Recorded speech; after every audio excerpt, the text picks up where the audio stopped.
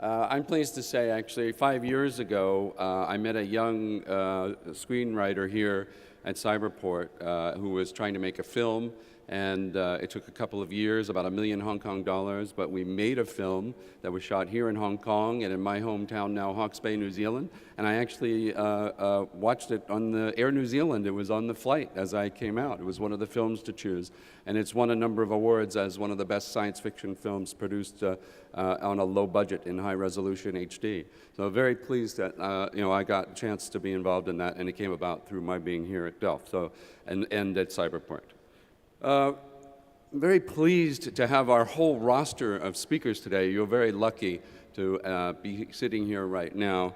I was very honored to meet Dr. Alvy Ray Smith just a few weeks ago in San Francisco, and he is our keynote speaker this morning. Alvy has founded two companies. One you will recognize very easily, PIXAR, which was sold to Disney ultimately, and another one called Altamira, which was sold to Microsoft. Alvy received 2 Technical Academy Awards for his work with the alpha channel concept and for digital paint systems. He was the first graphics fellow at Microsoft, and his work was presented at the beginning of computer graphics.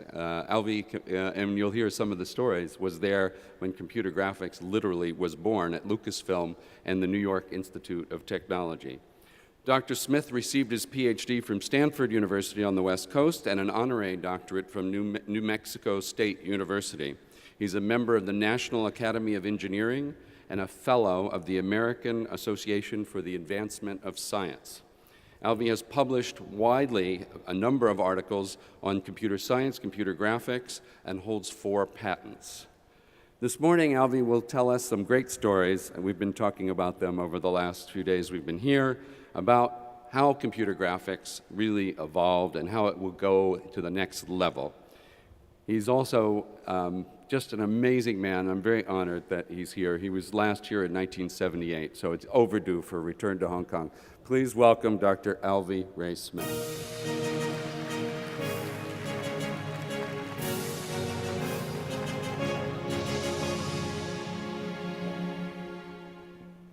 Let me open my water first. Well, it's really good to be back. 36 years later? Yeah. I'd just come out of a month in China. Now, this was in 1978. It was a very rare trip for an American to have made at that time. And I remember as I walked back into Hong Kong, I felt like I was home.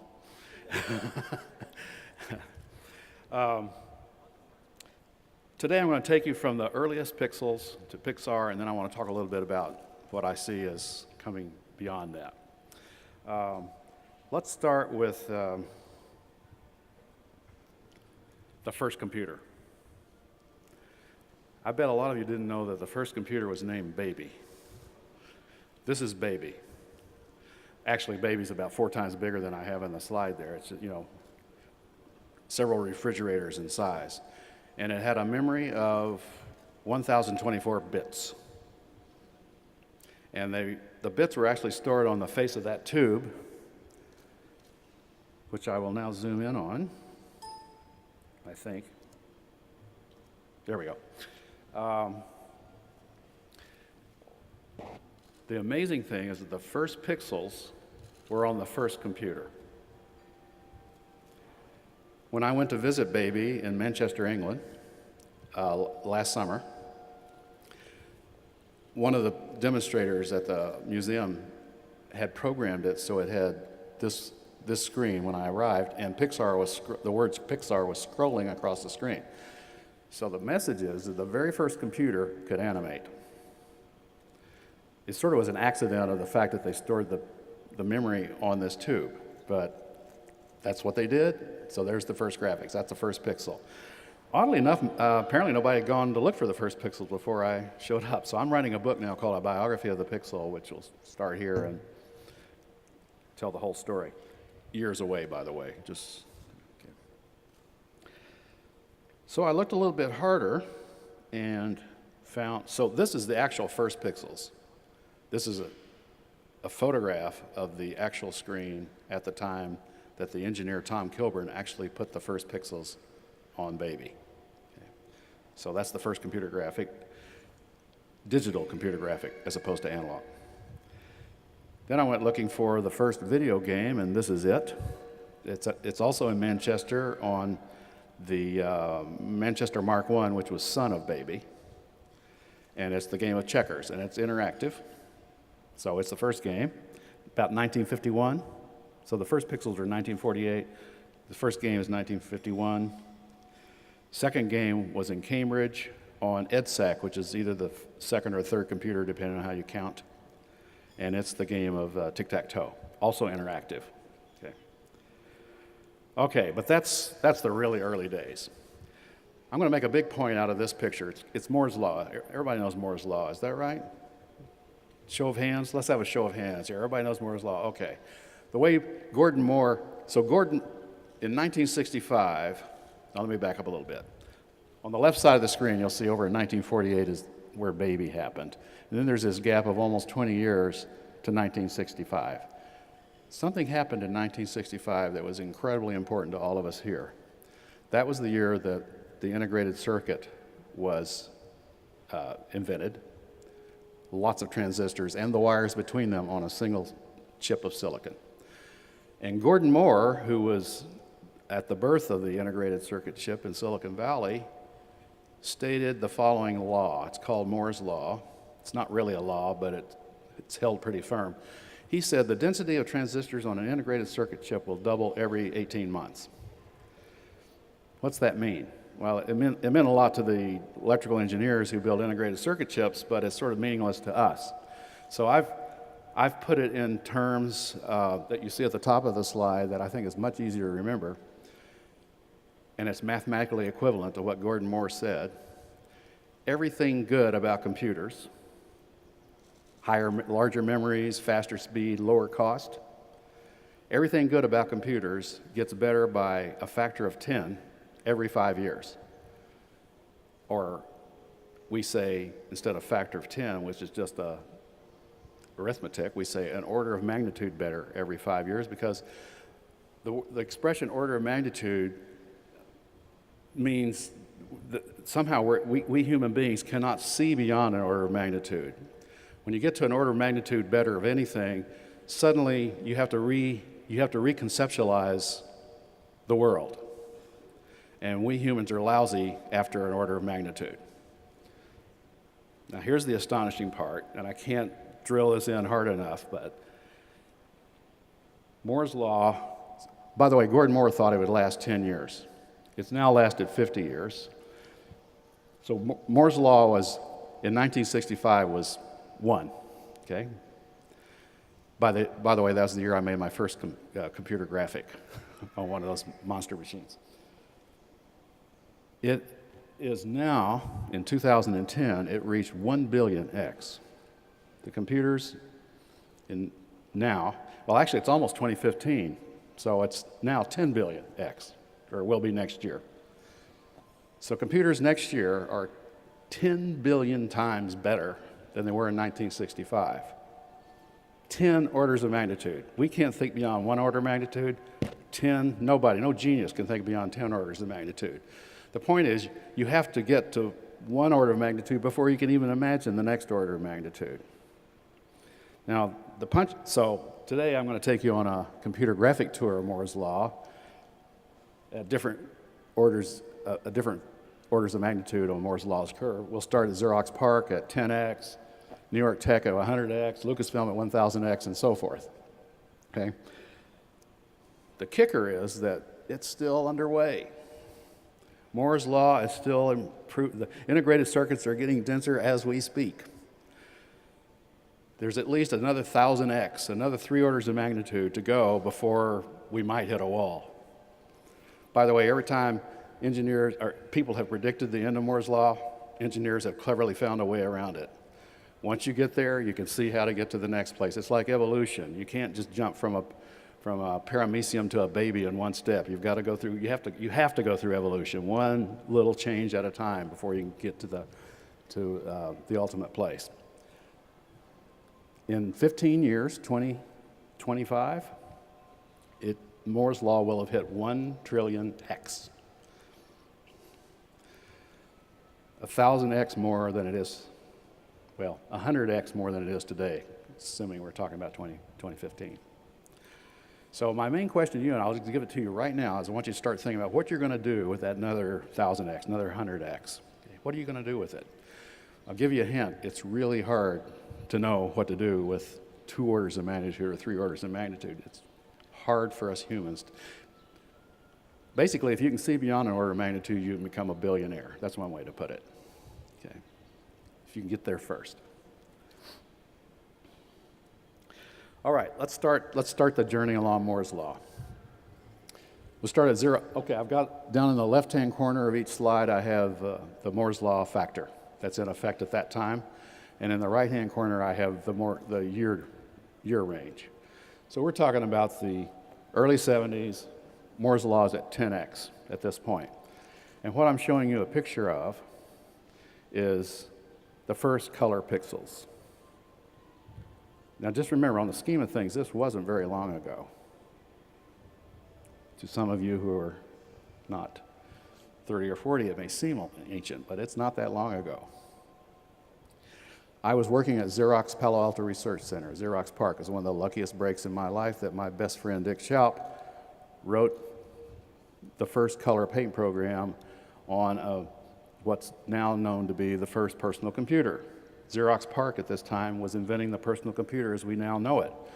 They had the personal computer, they had the mouse, they had a Windows-based UI, they had a laser printer, they had the Ethernet, they had color graphics, because that's what Dick and I were doing. And this was the menu for his paint program. And as my first contribution to computer graphics, I added the RGB to HSB color transform at the top, which is still in use, much to my amazement. Now, by the way, this picture is about 500 pixels by 500 pixels, so it's what we used to call video resolution, but I mean old-fashioned video, not high def. Okay. So I don't know the price tag to put on. I mean, Dick built this from scratch. Probably cost hundreds of thousands of $1970. There was one in the world. So he was the first guy to build a color graphics card, so to speak. Of course, the card was the size of a refrigerator.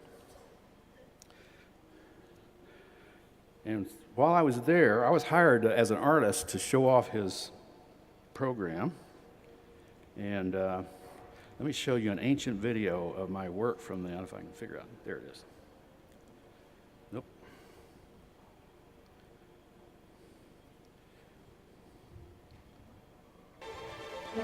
Now don't laugh.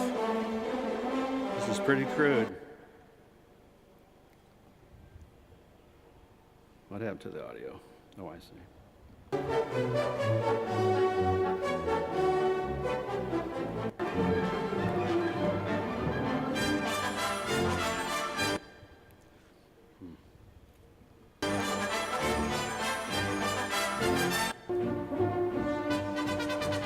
And so forth. It's pretty crude.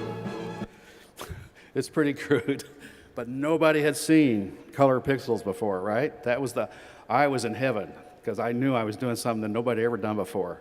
And I actually took that videotape, which was called VidBits, and used it as a way to get into the art world of New York City. And I was welcomed in because nobody had seen anything like this before. All right, now I'm going to jump another 5 years, another factor of 10 in Moore's law, to 100x, the late 70s, to a place called the New York Institute of Technology on Long Island outside New York City. This is where we encountered the group now known as PIXAR began here. Okay? It was a university owned by one man, a very wealthy man who had bought 4 giant estates on the north shore of Long Island and cobbled them together and used the mansions on the estates as the buildings in his school. So in the lower right is where we did video. We did video in that mansion, and a bunch of us. My girlfriend lived in the upper left mansion, so I spent a lot of time in that one. And the upper right is where the group now known as PIXAR actually began. It's the garage of a mansion you can't see the rest of. So our joke is that we started PIXAR in a garage. It just happened to be a 4-car garage. This was, Alex Schur was the first of 3 patrons of our group. He had the idea way before anybody else that you could use a computer to make a movie. And he thought that you could fire all the people and just have the computer do it, even though he said, "Don't say that, Alex." His name was Alex Schur. We called him Uncle Alex. Said, "Alex, don't say that. We cannot replace the artist. We can replace the grunt work, but we can't replace the artist. That's not what we do. We still don't know how to do that." Also, he had a full, old-fashioned cell animation studio on the campus. By the way, neither the cell animation nor our group were part of his school. We were just on this fabulous campus with these mansions everywhere. It was great. He had a 150-man team making a movie called Tubby the Tuba. So that's where we learned how to do animated movies. Just Alex's idea was we would somehow use the computer to throw the people out of Tubby the Tuba and just use the computer. It never happened. Luckily, we had nothing to do with this movie because it stunk. When we finally saw the premiere at the MGM studio in Manhattan, I remember going to sleep, just avoided it because it was so awful. Every mistake you could make, it had dust on the frames, it had shadows under the lines, the story was bad, the music was, everything was bad. And we suddenly realized this man that we've tied our wagon, that we tied our wagon to his star wasn't going to work. He didn't know how to make a movie. So, but before going on to the next part of that story, I just want to show you some of the early artwork that I and my colleagues made there. What you're looking at in this picture are the first full-color pixels, 24 bits or more, full RGB. The pixels I showed you earlier that were color, they were only 8 bits deep, so there were only 256 colors possible at a time. Here, for the first time, we had 16 million colors available. And we were the first people in the world to have it because of this crazy rich man that was our patron. He came to me one day and said, "What do we need? We're ahead of everybody else in the world. What do we need to stay ahead?" And I said, "Well, if you bought 2 more of these 8-bit frame buffers, we call them frame buffers then. You'd call it a graphics card today, but refrigerator size thing." By the way, the first frame buffer we had there cost $80,000 US, 1975, $80,000. I said, if you bought me 2 more of those, I could gang them together and have 24-bit pixel, and I explained to him what that meant. He made no response, but about a month or 2 later, he showed up. He says, I bought you 5 more of those, so you could have 2 of those RGB things you talked about. So what he said was, in today's dollars, he said, "I just spent $2 million on your say-so. Here." By the way, of our 3 patrons, he was the only one that didn't make a thing. He lost everything. He was just too soon. Okay, here's some animations from New York Tech. Again, I'll just step through these very quickly because they're pretty crude.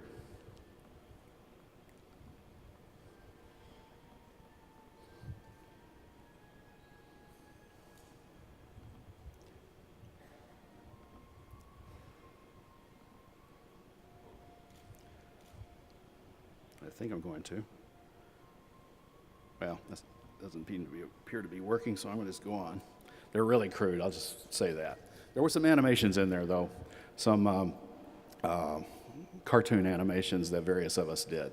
So we were already on the path. We had the idea right then and there, we were going to be the first group in the world to make a completely computer-generated movie. That's when we had the vision, okay? Because we had learned from these old-time animators how to do it. And we had the computers, and we could see it was possible. It would probably be cartoons because we could see that was probably the first thing that would be economically feasible. Another thing that happened there was I met this great artist, Ed Emschwiller. I'm the guy with the black hair, by the way. It was like old enough to be my father, and we loved each other.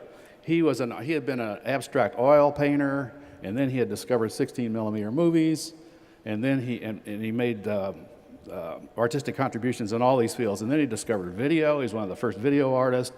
And then he discovered computer graphics. And sure enough, he showed up at New York Tech, and he said, "I just got this Guggenheim Fellowship, and I'm going to make a 3.5 hour movie with you guys, and we burst into laughter. He said, well, why are you laughing? We said, you'd be lucky in the 6 months that he had to do 3 minutes, because this is the really early days. And he and I, principally, and a couple of colleagues helped, made a piece called Sunstone that I'm still incredibly proud of. It's in the Museum of Modern Art in New York City. This is one frame from it, and the reason I've got the frame up before I try to show you the piece is Ed Catmull, whom I met for the first time at New York Tech, and I had invented this thing called the Alpha channel, which allows you to composite one digital image over another one. We eventually got an Academy Award for it. It was one of those things that was really an easy idea, but nobody had been there before, right? So we just plucked that low-lying fruit off and did it. And we also were using anti-aliased edges. And in those bad old days of computer graphics, the edges of things tended to have jaggies on them, and they looked awful. And we had figured out how not to have jagged edges, and you'll see that this is a three-dimensional model, by the way, and each of the edges is smooth. That's not been seen until that time. Now I'm going to try to show you the video of Sunstone. Where's that cursor? Up.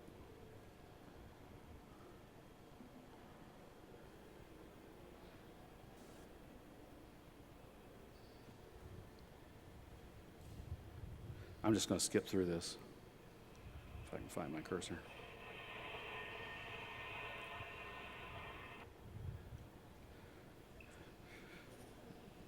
Now this is done mostly with a paint program, because I'd written the first RGB paint program by this time. That tongue happens to be a little piece of 3D using Alpha channel to composite.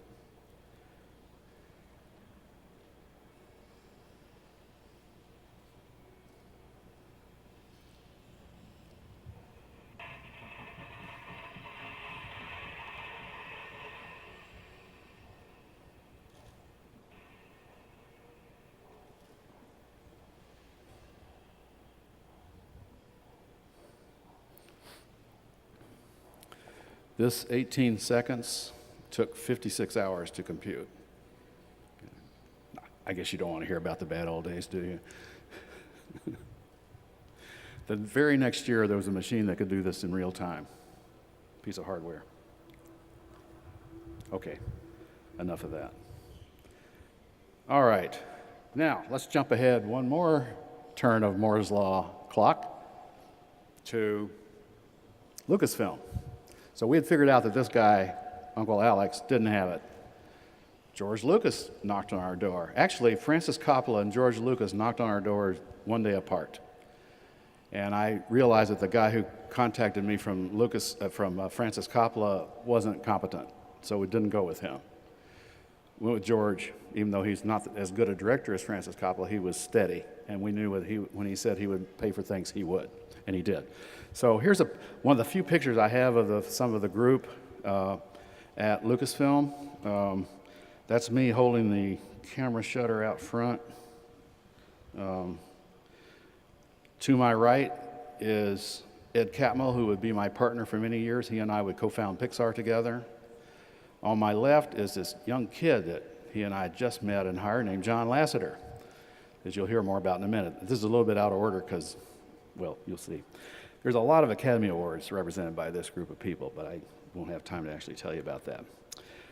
Okay, so we're at Lucasfilm thinking, here's our big chance to be in the movies, and I had put together, I was the first director of computer graphics at Lucasfilm.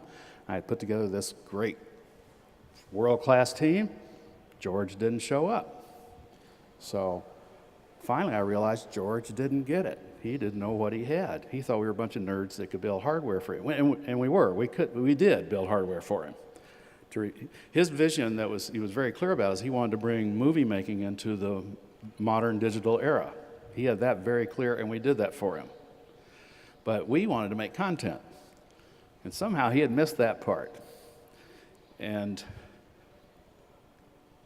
we didn't get past that barrier until Paramount Pictures showed up wanting to make Star Trek II, The Wrath of Khan, using Industrial Light and Magic special effects. That's the ILM is the special effects division of Lucasfilm. So a movie that wasn't George Lucas's came to use George Lucas's special effects house, and they asked for some of this cool new computer graphics. And the guys at ILM said, we don't know how to do that. I think the guys next door, ouch, that would be us. I think that's what they do. So they called me over, and they told me their idea, and I looked at them after a while, and I said, you guys don't have a clue what we can do you? And they went, no. So I said, I tell you what, I'll go home tonight, and I'll do a storyboard that will satisfy your shot requirements, and there's something we can actually do. And he said, okay. And I walked out of that room about this high off the ground because I knew this was the big break. And I got to design a shot in a major motion picture. It was heaven. So a sleepless night, I wrote up a really ragged storyboard, and I came in and I sold it to them the next day for what became known as the Genesis demo in Star Trek II, The Wrath of Khan. It was my directorial debut, and it was basically the first really serious professional outing of the group that would become PIXAR. Is there anything else I want to say? Yes. There's something that happens in this shot that if I don't tell you about it, you won't notice, but if I do tell you about it, I think you'll see. All right, so you'll see that there are some mountains in the lower right frame. These are some shots out of the piece. Those mountains are made of fractals. Fractals is a technique of generating, it uses randomness to generate landscapes, amongst other things. But since it's random, we didn't quite know where the mountains were. Their heights were randomly high. And we were flying a spacecraft, a virtual spacecraft, over this planet, and sure enough, in one of the frames, the spacecraft hit the mountain. So Lauren Carpenter, who was writing the Fractal Mountain program, went in and by hand carved a notch in the mountain. So in that one frame, the spacecraft would fly through it. I think you'll see the notch now that I've told you about it, okay? And there's something else I wanted to tell you. Yes. I called the team, after I got the job from Paramount, I called the team together and I says, okay, we're going to satisfy this. We're going to do a good job for Paramount. We're going to make a very narratively interesting story. But what this really is a 60-second commercial to George Lucas so that he'll know what the heck he's got. And I knew one thing about George Lucas that helped me out to design this thing. I knew that George did the almost impossible thing of never being sucked into the emotion of a movie. A director fails if you're not sucked into the emotion of the movie, but George was able to see past the emotion, and he always was aware of the camera, what the cameraman's decision was. He knew what the camera was doing. I said, we're going to put this is going to make narrative sense, but for somebody like George Lucas who's watching the camera, we'll make a camera shot that'll blow his socks off, because he'll know that no real camera could possibly have done it. So we designed this very elaborate, whirling, swinging. I'm going to show the piece. I hope you don't follow the camera, because we failed if you do, but if you can force yourself to watch the camera, it's moving all over the place. Sure enough, the day after the premiere, George, who's a rather shy guy, stepped 1 foot in my office and he said, "Great camera shot." He was gone. And we were in his next movie, and more importantly, we were in his buddy Steven Spielberg's next movie, and that was sort of our entry into Hollywood. Okay, let's show. It is our intention to introduce the Genesis device into a pre-selected area of a lifeless space body, a moon or other dead form. The device is delivered, instantaneously causing what we call the Genesis effect. Matter is reorganized with life-generating results.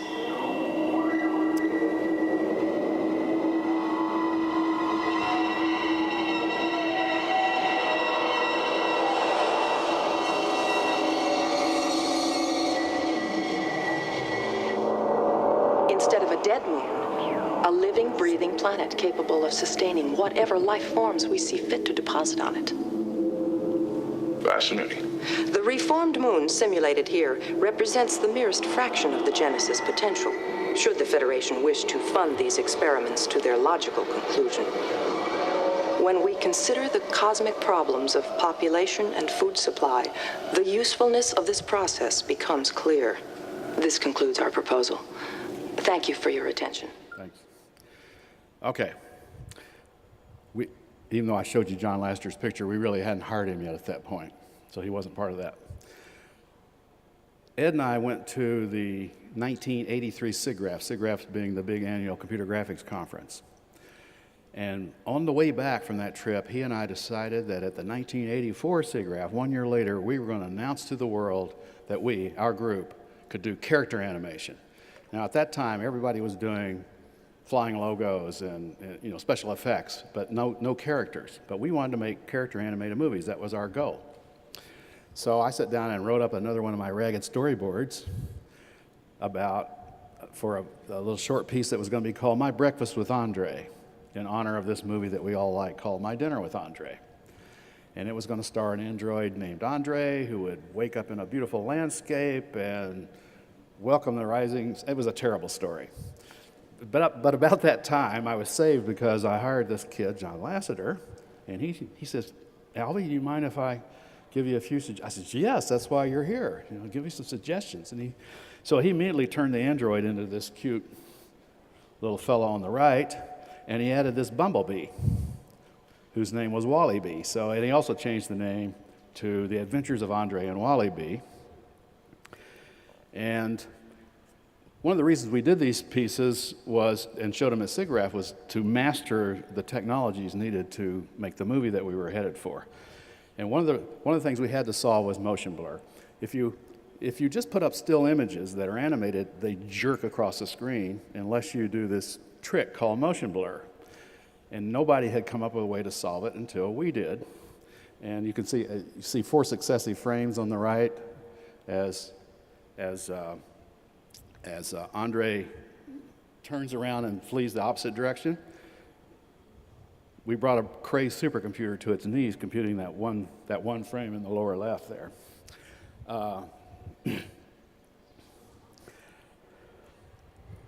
So let's just show it. Let's watch it. Okay.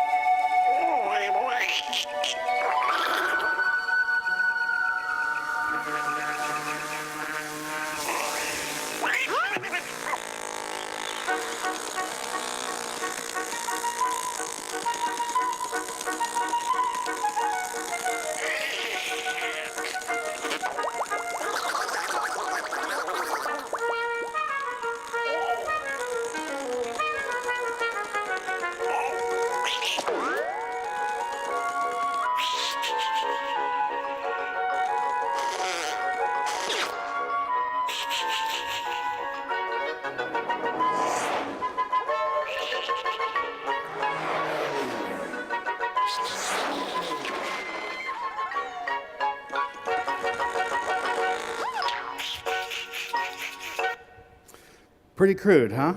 But that was John Lasseter's first animation, and I directed him in it. So that was the first of that long collaboration.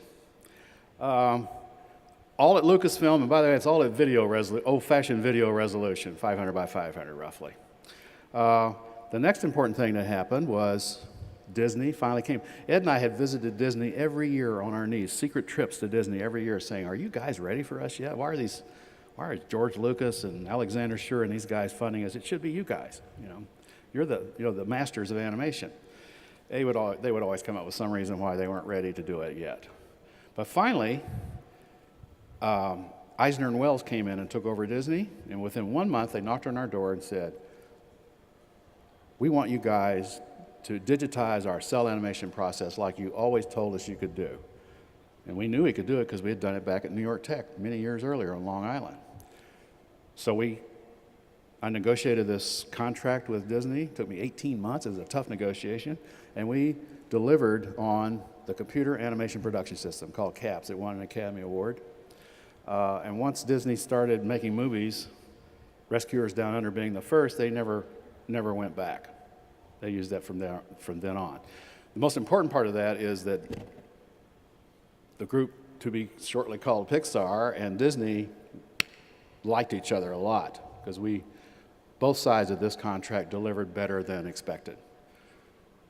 Okay.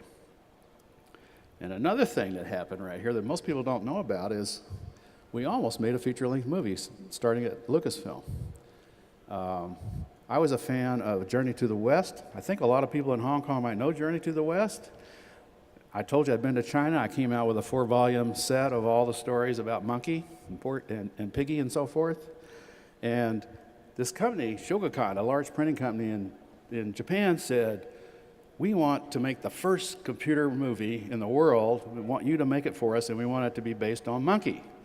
Well, I was thrilled. I've been a Monkey fan for years. So here's a classic rendering of Sun Wukong. So we sat down and started making, we had a story treatment written, we had marketing studies done, John Lasseter started drawing sketches of what Monkey might look like. We were months into this production when it finally got to the point where I said, well, I've got to sit down and write a contract with Shogakukan specifying a money amount, right? How much we need to be paid to do this. Now I realized nobody had ever done this before. It was price out a digital movie. So I sat down, sharpened my pencil, went to work, and much to my dismay, I found out that we were still an order of magnitude off on Moore's Law. We needed 5 more years on Moore's Law. The price tag was too high, but more importantly, the time to compute was too long. We needed 5 more years. So I had to close it down. But something else was happening right at that point, and that was that George Lucas was getting divorced from his wife.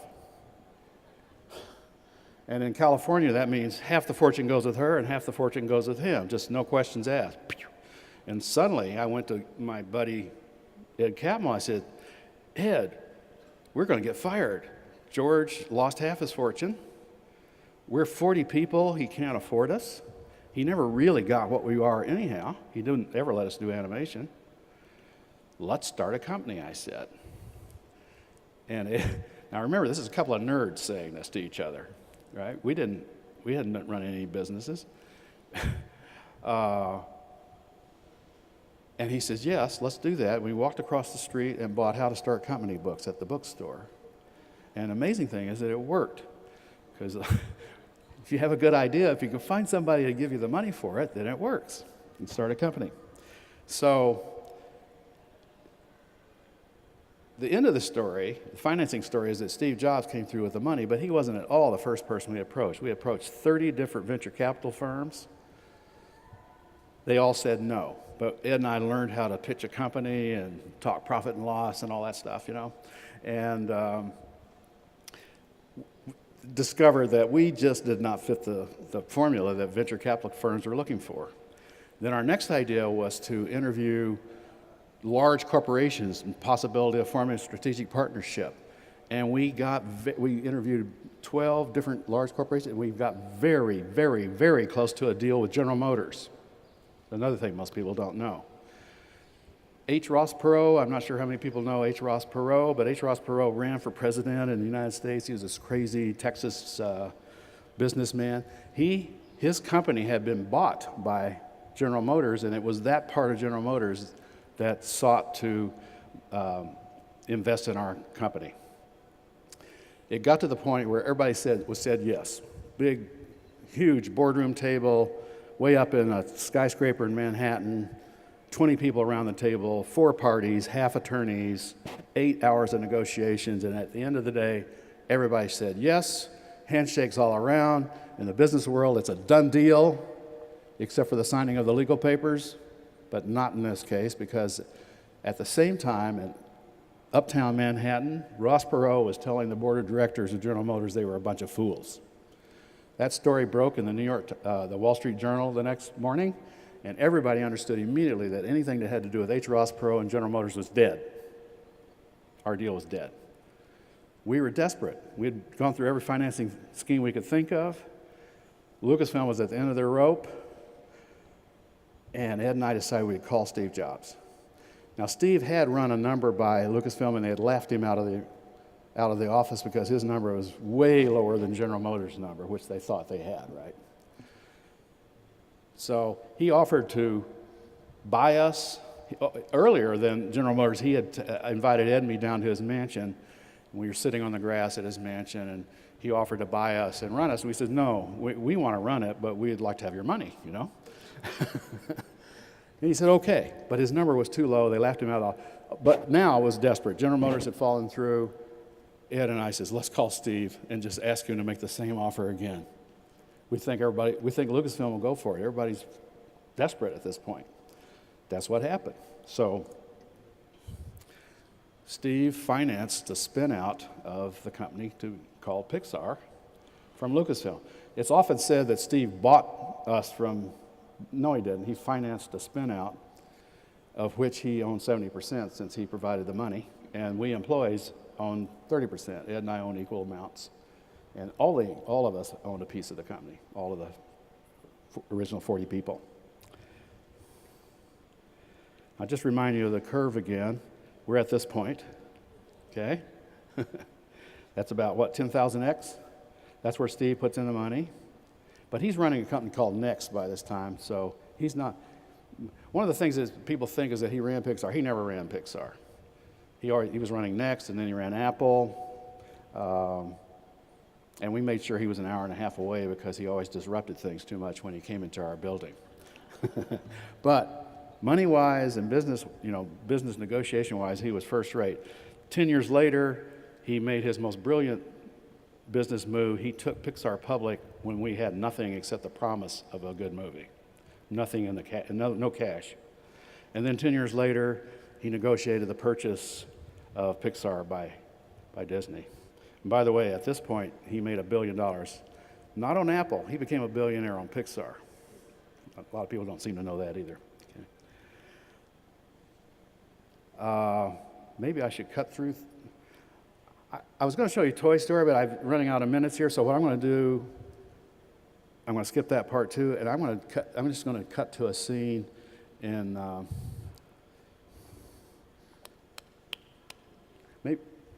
Maybe I should just go right to the future and skip all of this, because everybody's seen Ratatouille, right? I mean, I'd like to show you, but okay, we'll just skip that. And in 2000, Scientific American came to me and said, "What about the possibility of replacing human actors?" And I wrote up an article saying, "It's possible, but not the actors, the appearance of the actors." In other words, it is possible to put an avatar on the screen that's totally convincing, as long as you remember that driving that avatar is a real human actor, because we haven't a clue how to replace actors. Okay? And the reason I'm so confident of that is because it's happened already, and a lot of people don't seem to know this. This event happened in 2010 at 1 billion X, I might remind you. The Curious Case of Benjamin Button has a Brad Pitt avatar that you cannot tell is not Brad Pitt. I'm not even sure if the picture I'm showing you is the real Brad Pitt or not. That was the point. I went in knowing that there was an avatar of Brad Pitt in here, and I thought I was so eagle-eyed I could spot it. And I couldn't. To me, that was the Turing test. They had passed it. Now, it was so difficult, nobody's done it since. But people looking for my prediction of the future, that's it. We're gonna do live-action movies with convincing human beings as the next thing. And then finally, I want to close with Baby X. I started with Baby, I'm going to end with Baby. Baby X is by Mark Sager in New Zealand, a very bright young man. He's got a realistic avatar for his baby daughter, Francesca.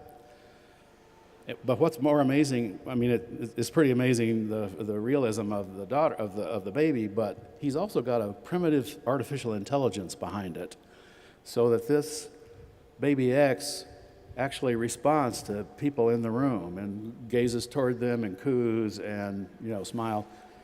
It's very primitive, but it's the first glimmerings that maybe there is some way to use the computer to attack those things we call art and acting and so forth in the future. Anyhow, that's where I'm going to close. Just a glimpse at the future, and just to remind you that Moore's Law is cranking as we speak, and there's still a lot of opportunity if you can just put your mind around what 100x or 1,000x more means. Thank you.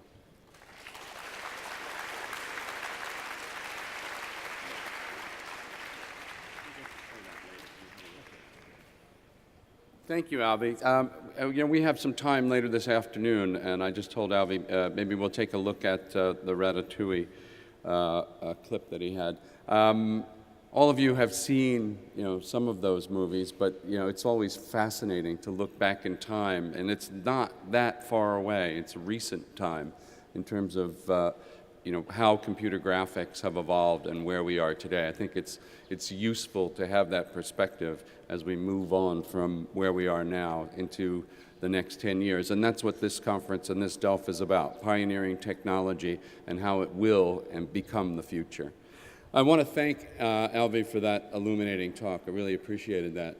And I know all of you, actually, who may have questions, you'll get to ask Alvy questions later. But we will have a break right now. It's our morning coffee break. And we should convene here again in 25 minutes, not 30. So if you'll be back in your seat, so we'll have the morning panel session. I don't think there's anything else to tell you except tweet your questions, because we'll be asking them, if you do tweet them, we'll be having the moderators for the panels ask them, and I'll certainly be reviewing them to ask. So go for the best question on tweet if you don't want to ask on the microphone. So this morning's coffee break, and I'll see you here in 25 minutes. Thank you very much. Come back in 25.